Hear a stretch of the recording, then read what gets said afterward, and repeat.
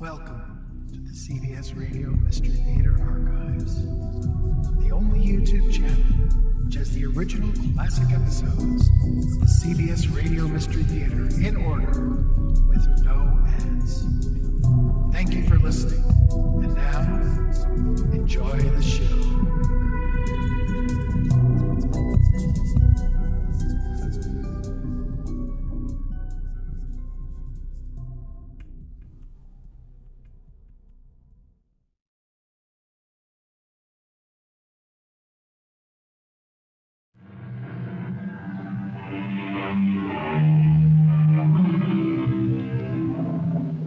Come in. Welcome.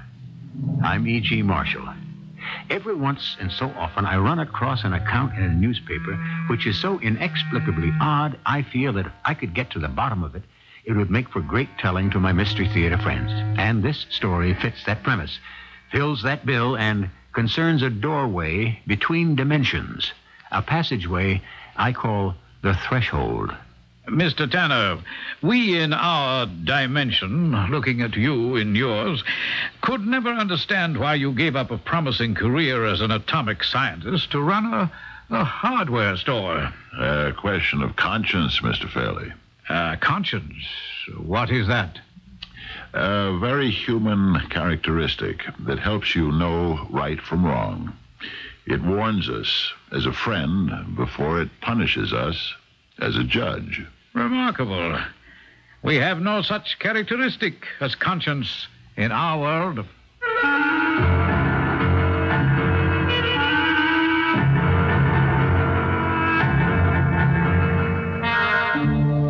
Our mystery drama, The Threshold, was written especially for the Mystery Theater by G. Frederick Lewis and stars Fred Gwynne. I shall return shortly with Act One.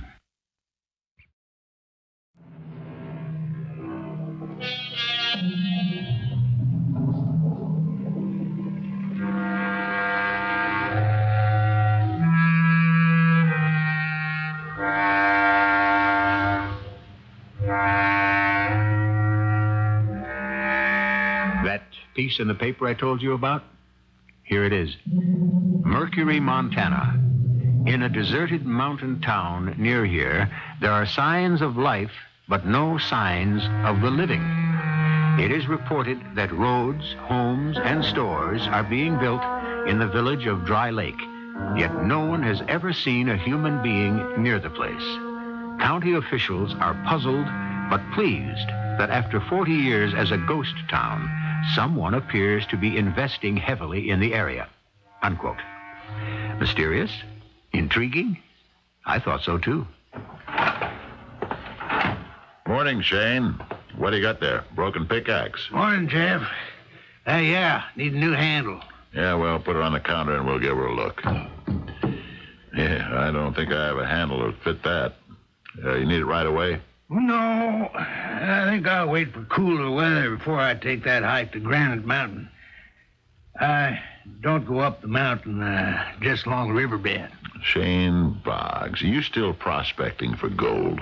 They say I'm still hoping. You think there's any gold left in the 1980s around here? They cleaned us out 100 years ago. You're positive? Jeff, you've been over to Dry Lake recently? I'm not aiming to catch something you can't cure.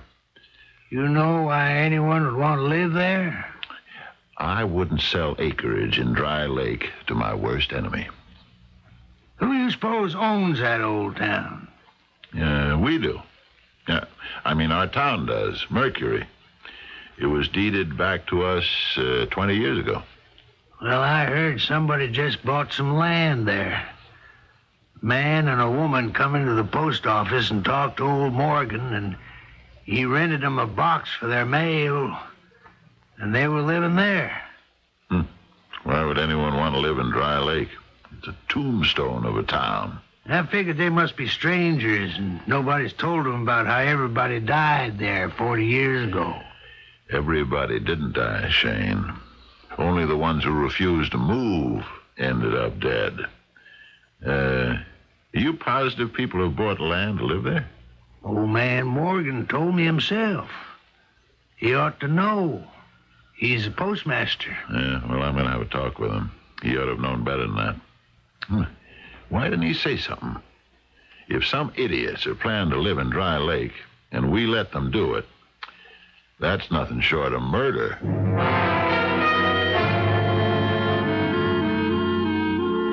Say, Morgan, where's the June issue of my science fiction magazine? Well, don't ask me. I don't print it. I just put it in people's boxes. Well, it gets later every month. What's this about a couple who gave you their address in Dry Lake? That's so, just the other day. And you said nothing about that atomic experiment 40 years ago? And how the people who crawled into the woods hoping to go back were all found dead? Nope. Why should I? Well, the area may still be contaminated. Well, they got a house right there on Main Street. A house? The whole town's nothing but broken bricks and boards. What house? 55 Main Street, they said. What are they talking about? Even snakes don't live there. There's no street. The rains have washed everything away. 55 Main Street is what they told me. What are these people's names? Mr. and Mrs. Fairley. Fairley. Well, they're not from around here. That's not a family name in the Bitterroot Range. They don't have any children, do they, Morgan? Nope. Just Mr. and Mrs. Charles Fairley. Well, at least that's something. I wouldn't want children to live in Dry Lake. Duke, I've closed my store for the rest of the day because I'm very disturbed about something, and you're the mayor of Mercury, and I aim to get this off my chest. Well, sure, Jeff. Speak out. I heard today about a man and his wife who bought themselves a couple of lots over in Dry Lake. Now, I figure they must be strangers, and someone sold them a pig in a poke. Now, hold on, Jeff. You can't close your eyes to what the town was used for in 1940 and the tragedy that resulted from that. Jeff, I've got to tell you something. I have not finished yet, Duke. Our postmaster tells me their name is Mr. and Mrs. Fairley, and they're going to live at 55 Main Street. And you and I know there's no 55, and there's no Main Street. It's a ghost town. It's worse than that. It's a dead town, and living people should not be living there. You finished now, Jeff? Yes, for the moment. I know all that. Mr. and Mrs. Charles Fairley. They haven't just bought one plot in Dry Lake. They're aiming to buy the whole town. In fact, they've optioned it. What? Yep. We own the deed to Dry Lake. I mean, the town of Mercury does. They made us a fair offer, and pretty much everything was signed and sealed this morning at the town hall. The town of Dry Lake, lock, stock, and barrel. They didn't even want a mortgage. Cash deal. Every penny. Not bad. Well, I'll be. Think of it this way, Jeff. Maybe after 40 years, someone's got a right to live in Dry Lake again. Yeah, sure. Yeah. Tell that to the stunted trees and the yellow grass and the animals who died there. Tell them it's a safe place to live.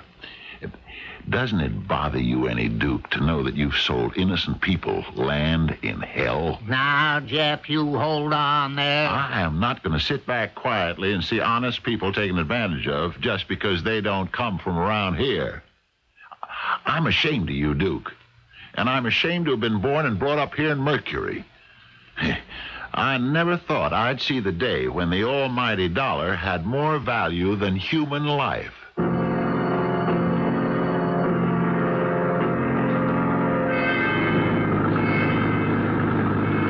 Jeff, I don't understand what's come over you. I'm mad.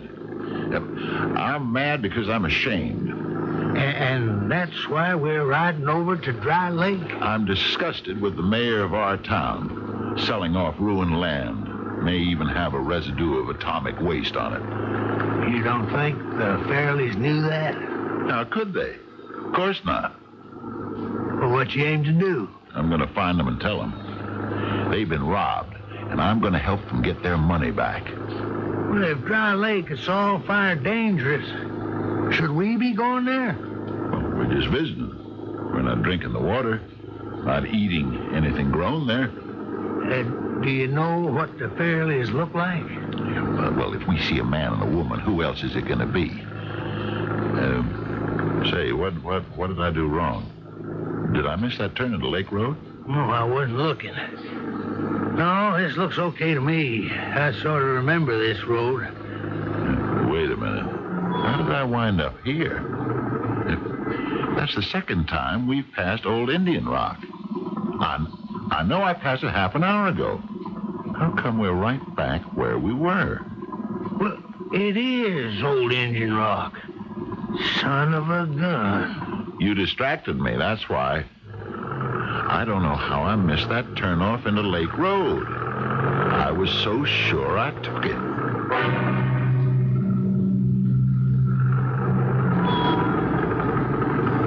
Jeff, this is weird. I mean, downright weird. You're telling me. We've been around this road 4 times. And no matter which way we go, we end up here at Old Indian Rock. I can't explain it. And I have a funny feeling even if I could, I wouldn't want to know. Let's hoof it. It's not too far from here. Yeah, okay. If the moon had come out, it'd be easier. Let's leave the pickup here. If we climb that ridge, Dry Lake ought to be straight ahead across the valley. Yeah. You okay, Jeff? 4 times around in a circle. It's as if Dry Lake doesn't want anybody to find it.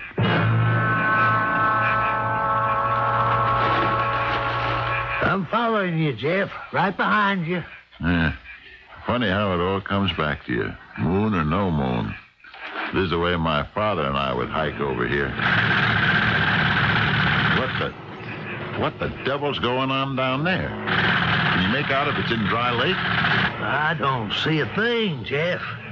But there sure is plenty of action. Sounds like they're tearing the town up with bulldozers and tractors. Yeah, jackhammers. There's a great, big, solid concrete platform the scientists left there. Used it as a base for the atomic experiments. Big as half a football field. I'll bet that's what those jackhammers are digging into.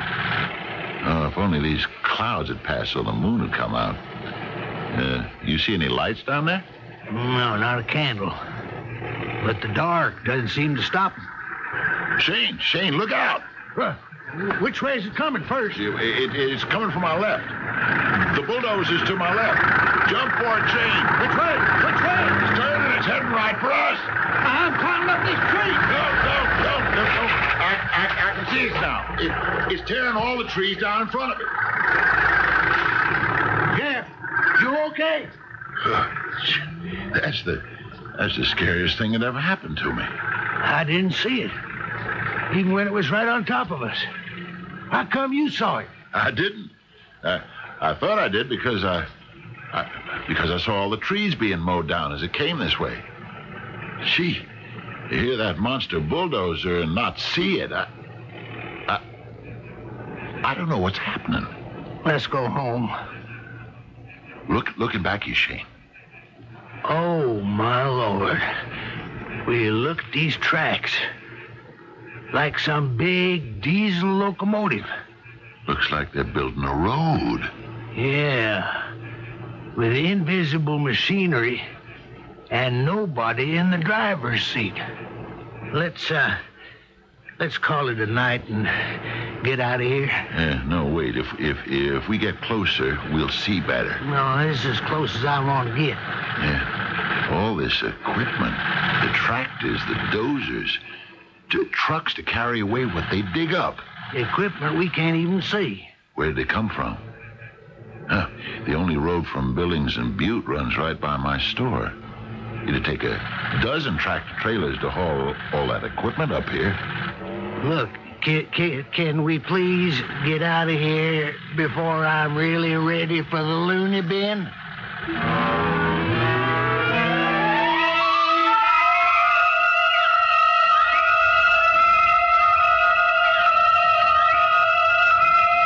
There you have it. Once once I had dug behind that little story in the newspapers about the deserted town coming to life, what you just heard is what I learned. All of which can be very disturbing if it has never happened to you before. I shall return shortly with Act Two.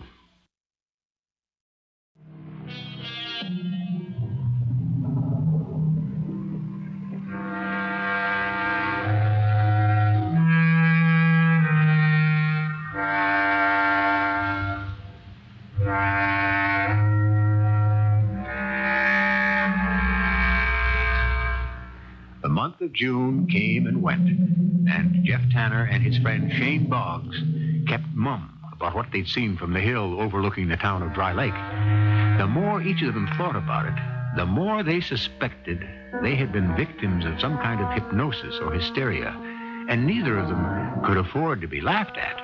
The town plumber and the town hardware merchant wouldn't get much business if people thought they were seeing things. So it became their unspoken secret until the night of the fireworks display on the 4th of July. I always have a good time on these 4th of July picnics. Yeah. How about another beer, Jeff? Shane, I'm ashamed to say. I'm ashamed to say we're fresh out of beer. No. Yeah, I brought 2 six-packs and we started in at 3 this afternoon, but we just had the last one. No kidding. No more beer? I can let you have an egg salad sandwich. You got one of those left. Say, there's a beautiful rocket. Look at the way she spins. I wonder if they celebrate the 4th like we do. Who? That Mr. and Mrs. Fairley. Well, you know, those foreigners who moved into Dry Lake. I thought we'd agreed to forget about all that. I was just wondering. Probably if they have firecrackers, you can hear them, but you can't see them. Am I right? I don't know, Shane. I try not to think about them. Why not? Well, I guess because I feel guilty. I never did get to warn them away. Well, heck, they set their bulldozer on us. Funny thing, I haven't heard anybody in Mercury even mention their names. Nobody. They must know something's going on over at Dry Lake. They must. Yeah, I wonder about that, too. Don't they hear it? I hear it. Some nights, all kinds of building sounds coming clean across the range. Shane, I've had enough fireworks and beer. What do you say we go over there? Where? Dry Lake. I thought we weren't going near the place anymore. Well, we'll go as far as we can in the truck, then walk the rest of the way. You sure? Ain't scared? Yeah, sure, I'm scared. But that don't stop me from being curious. We found it. Yeah, somebody's put up a sign. Dry Lake, town limits. Well, you look at this place. Everything's brand spanking new. Those antique cars in the driveways, they look like they're new. Where is everybody? The town's all built for people, I guess. They just haven't arrived yet. Oh, here's a school. Want to go into the playground? Look around? They got swings and everything. Here, let's open the gate. Jeff. What is it? You feel something funny? Like a prickling on your skin? It was always cold when the sun went down. Even in summer. Oh, it's not cold. More like a tingling sensation. Like a hand sort of crawling up my throat. Hey, do you see what I see? Them?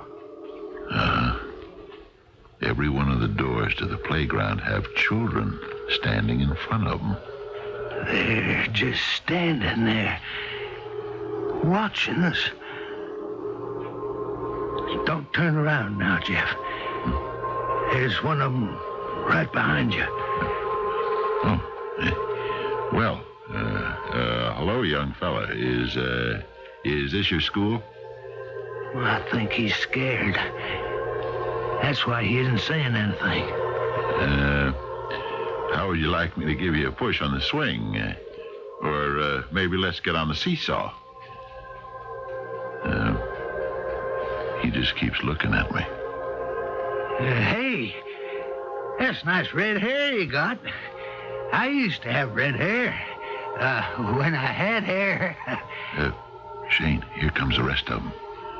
There must be at least, one after the other coming out of the school doors. Jeff, those doors are closed. They're walking right through them. What? They're not coming very close. Think they're afraid? Say, any of you kids speak English? Yeah, that's what it is. They don't speak English. Maybe they're boat people or refugees. Well, they sure look American. Especially this little red-headed one. Yeah, see what he's got in his hand? An American flag. Hey, you should have come to our 4th of July picnic over at Mercury. That's the next town. You like fireworks? Shane, I don't think they understand me. Maybe it's what I was afraid of. Kids in this town. See, they're affected first. Little ones particularly. Well, hey, don't go away. We're not going to hurt you. Come back. We want to be friends. I think the little boy with the red hair, I think he understood us. You mean the one with the American flag? He's gone, too. Jeff, if it's all the same to you, I think I've done all the looking I want to for one day. Every one of those children who are here didn't say a word. Hey, look. One of them dropped the flag here. The redhead. That's his. The way they suddenly disappear. Out of nowhere, into nowhere. And not making a sound. Not a footfall. Explain that, if you can, Jeff. I can't. It's beyond me.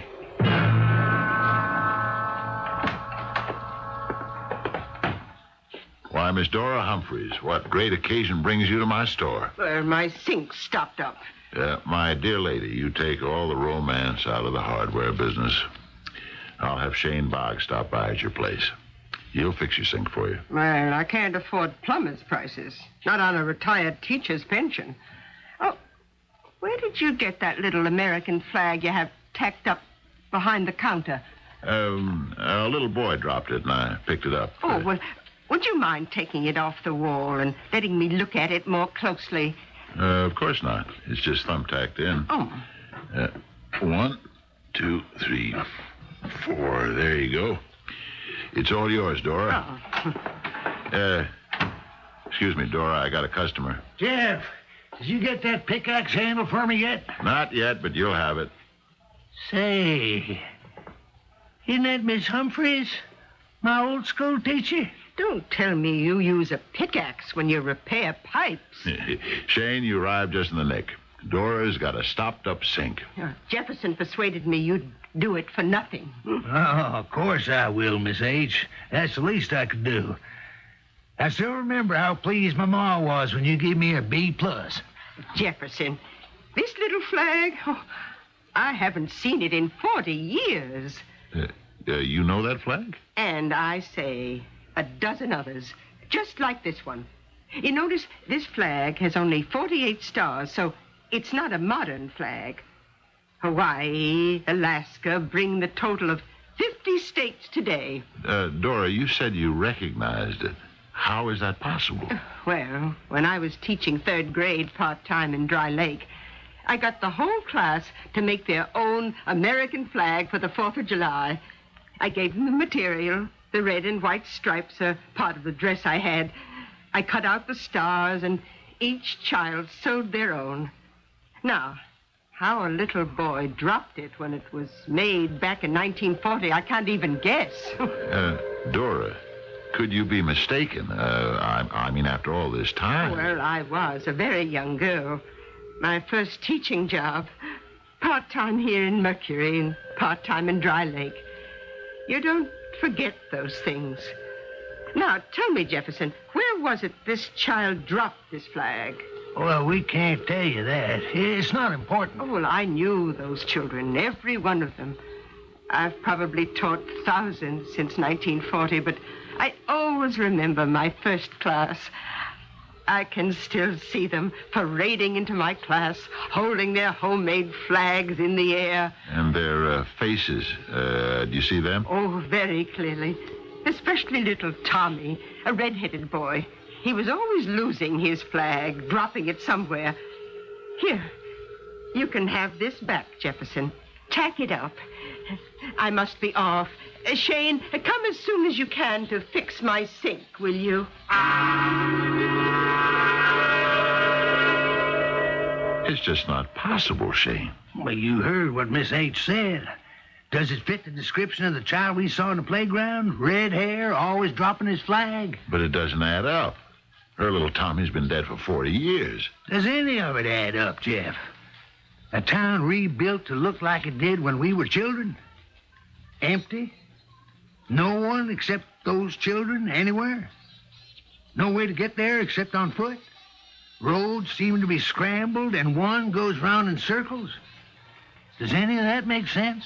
Well, there's only one way we're ever going to get an explanation of what this is all about. What way? There is no way. Mm-hmm. Find the Fairleys. They own Dry Lake. They must know the answers. Got any extra large pipe wrenches, Jeff? Take a look in the cellar. Okay, I will. I have an idea Miss H's drain will need looking at. I'll be back up in a few minutes. Is this, Mr. Tanner's Hardware Emporium? Good afternoon. Something I can do for you. No, Mr. Tanner, but there is something my wife and I can do for you. You are Jefferson Tanner. Yes, ma'am. And the man who just went down into your cellar, that would be Mr. Shane Boggs. Yes, he is. I didn't catch your names. I didn't tell you. We are Mr. and Mrs. Charles Fairley.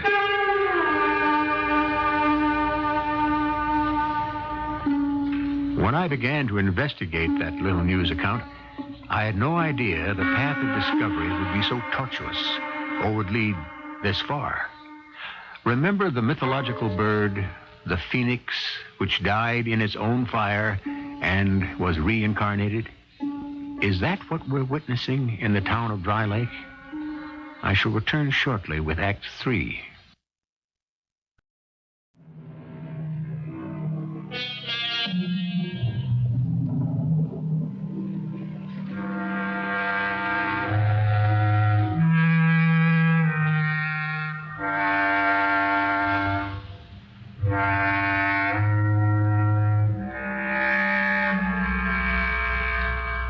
Town is abandoned 40 years ago to enable scientists to conduct atomic experiments.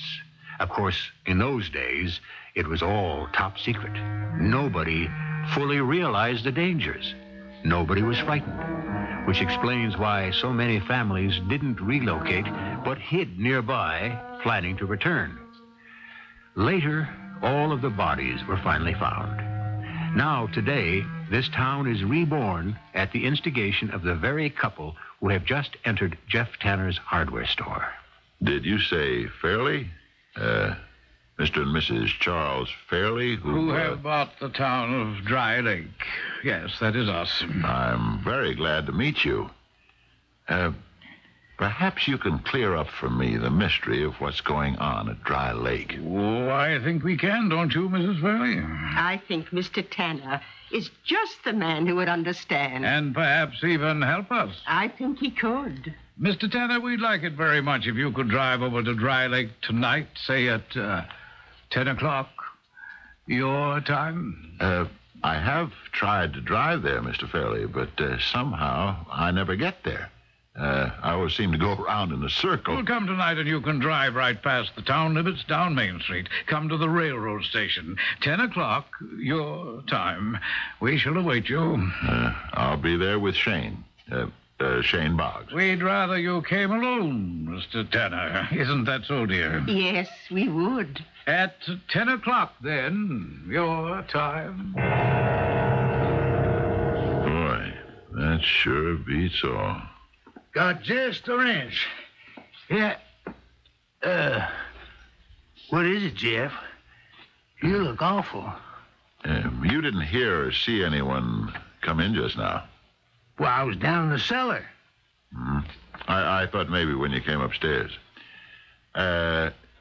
Shane, maybe it was a mistake for the two of us to have gone down to Dry Lake. It still could be contaminated. Honest? After all these years? How can you tell? I suppose I could walk over it with a Geiger counter. You sound like a real scientist. I thought science fiction was your beat. It is now. But I'll tell you something, Shane, which I've never told anybody else. Once I was a real scientist.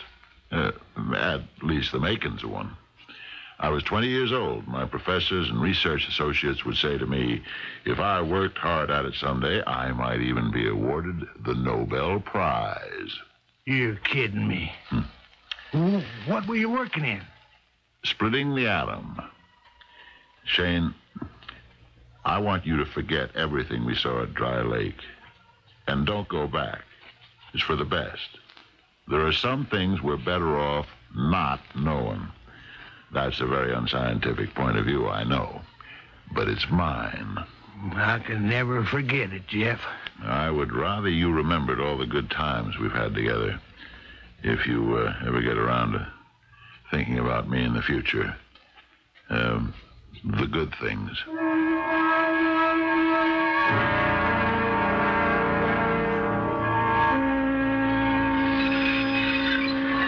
Good evening, Mr. Tanner. Good evening.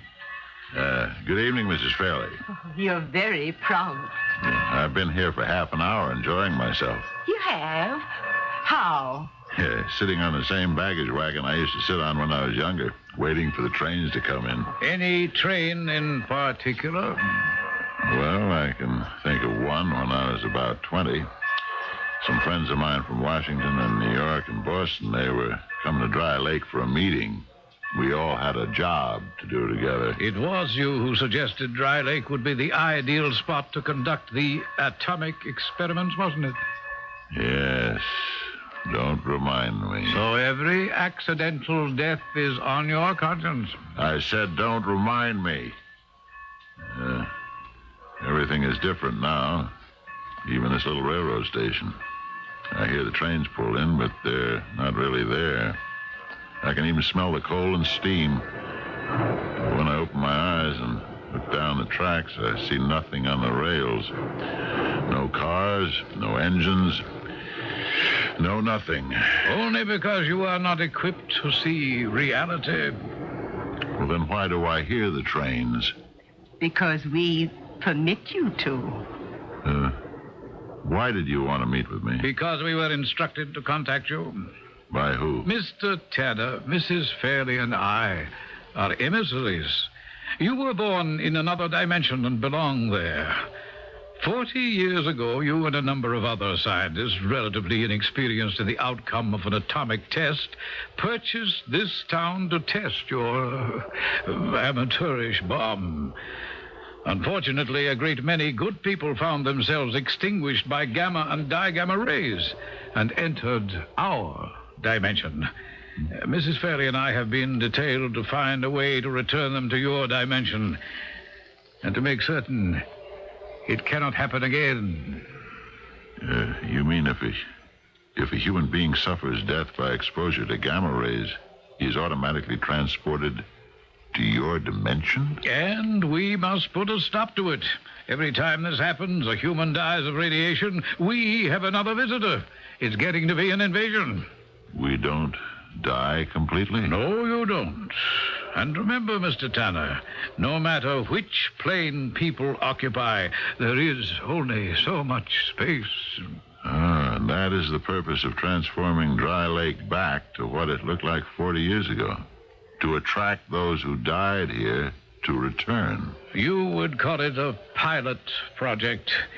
If we can get them all back across the threshold, why... Well, I shan't bore you with the details. I am not going to permit this. How can you not? What can you do?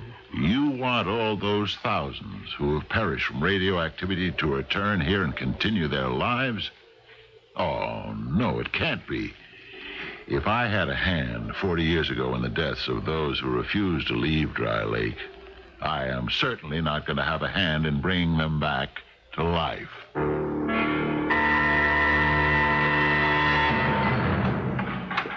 Jeff? Jeff, where are you? Out in the back. Be right out. Well, where you been the past week? Every day I gone by here and there's your sign in the window, closed, gone for a vacation. When did you get back? Oh, I'm sorry I didn't tell you, Shane, but something came up all of a sudden and I just had to get away. Jeff, you're a liar. You never left this building. Night after night, I'd peek in the back windows where you'd drawn the shades, and I'd see you turning something on the lathe. Now, I don't want to know what you're doing, but I hate being lied to. You're right. I have been putting together something which I'm going to give to you. Open this box. What, for me? It won't explode. Here, let me take it out of the box. You happen to have any gold nuggets on you? Sure. Okay. Lay them on the counter. In today's market, this hobby is going to pay for itself. Hold on. Watch me. Now, I hold this invention over the gold, and you listen. The only thing wrong with that gadget is if I can see the gold, I don't need the gadget. You hold it. I'll put the nuggets under the counter. Now, go ahead. Point it. Say, that's not bad. 3 feet away. Uh-huh. Now, I'll take them down in the cellar near where the counter is. You aim the machine and try to locate them. Mr. Tanner, welcome back to Dry Lake. We're delighted you returned. You've decided to help us get those who are in our dimension across the threshold. I'll do what I can to solve the problem for everyone. Why did you wait 40 years for this? We have no time spans like you.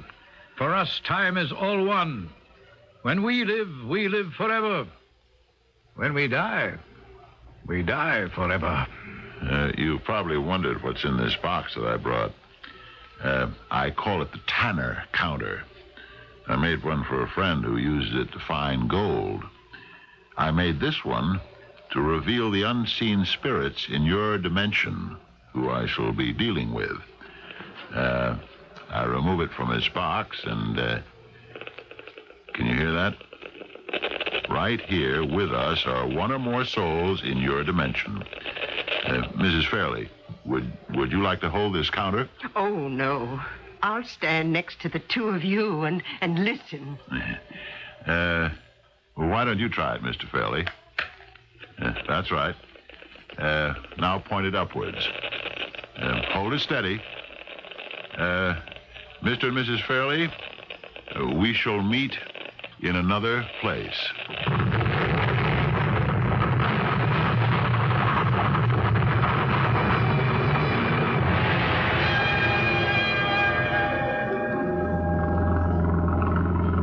I've never ridden in a truck before, Shane. Glad you said you would, Miss H. The whole thing is mysterious as anything. I saw Jeff a week ago, went back the next day. His store was for sale. He had disappeared. Is it because you think he's at Dry Lake that we're going there? I thought I'd have a look around and see for myself. Now, we're coming into the main street in a minute, Miss H. I want to warn you, you're in for a surprise. A lot of improvements have been made. I know this place and what a shambles it is. Tragedy, really. What is it? Well, what's the matter? Why did you stop like that? What's happened? The paved street, the lawns, those beautiful cars in the driveways. What on earth are you talking about? This is Dry Lake, the ghost town it's always been. Believe me, Miss H., this isn't the way it looked last time I was here. You mean when you were a child, 45 years ago? No, just the other day, after the 4th of July picnic. I wish Jeff was here right now. I'm sure he could explain all this. It's beyond me. Did you say Jefferson? Where did you say he was? I don't know. He's just left town. I haven't seen him. Oh, well, what's that? Did you hear something? Yes. Did I leave the radio on in the truck where we parked it? Oh, no, it doesn't work. Oh, it's not music. I hear voices, don't you? People laughing and talking. It's as though a whole town were waking up. And it's right here, in this abandoned playground. All around us. So strange. As if there were people right here, right now, living a life which we can hear but can't see. Do you suppose it's this town? That it somehow affected us? Could it be our imagination? No, Miss H. I don't think it is. What's that you just picked up? I think we've both seen this before. A small, handmade American flag with thumbtack holes in each corner.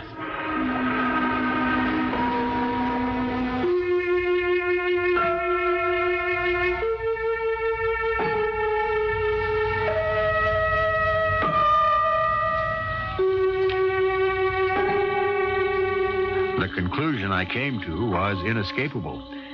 Our atomic scientist turned hardware store owner knew enough science to build a small device that sent the Fairleys and himself out of the orbit of earthly dimensions. One can be fairly certain that none of the three who disappeared would ever return from that trip, for it was indeed a final one across the threshold. I shall return shortly.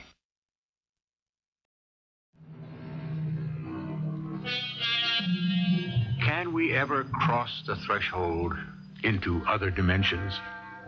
Are they there? Do they exist? Because today we cannot discover them does not mean they don't exist. Because we cannot see does not mean we never shall. Ultimately, man will know much more about himself and his universe. Almost 2,000 years ago, Mark Antony said, "Nothing is now left remarkable beneath the visiting moon." I think we'll still be saying that 2,000 years from now. Our cast included Fred Gwynne, Robert Dryden, Bryna Raeburn, and Ian Martin.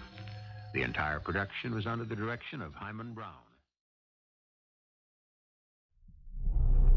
I hope you enjoyed this episode of CBS Radio Mystery Theater. If you've enjoyed this and want to hear more, please subscribe to this channel. You can also visit my other YouTube channel by searching Mr. Brian McCarthy in the YouTube search bar. Till then, thanks for listening.